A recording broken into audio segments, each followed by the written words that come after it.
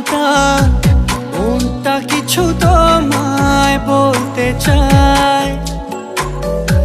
বেশ আমার ভাবনাগুলো তোমায় ছুতে